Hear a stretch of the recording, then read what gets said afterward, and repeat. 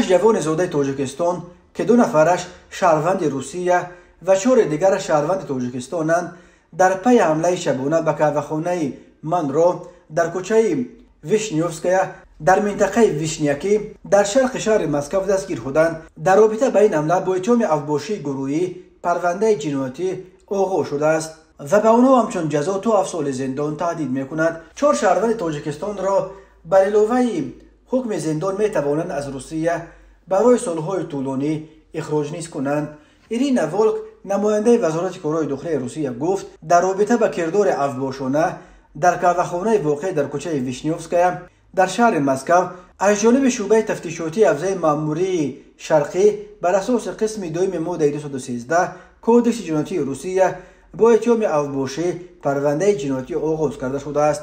شب 11 می سال 2023 به قهوه‌خانه مونرو در شرق مسکو تقریبا 20 جوان درون نقاب طبی و مسلح با چوب دست یا بیت وارد شده در دوام 3 دقیقه تمام تالار قهوه‌خانه را تارمار کردند. از جمله آنها میز و کرسی‌ها و ظرف‌ها و اشیاءهای دیگر را شکسته کارمندان مؤسسه را لطوکوب کردند و سپس در 2 ماشین فرار کردند. مقامات حفظ حقوق توانستند در مدت کوتاه با ایزی گرم 6 تن از افراد گمانبر به دست داشتن در این حمله را دستگیر کنند.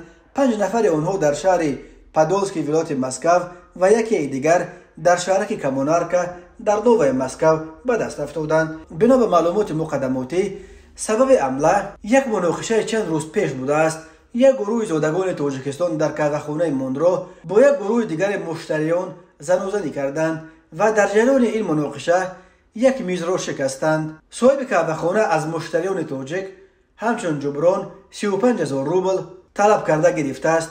بعد چند روز بچه‌های تاجیک به اینجا به خاطر انتقام گرفتن برگشتند. یکی از دستگیر شدگان در بازپرسی اقرار کرد که آنها از قهوه‌خانه همان 35,000 روبل از آنها گرفته شده را پس گرفتند.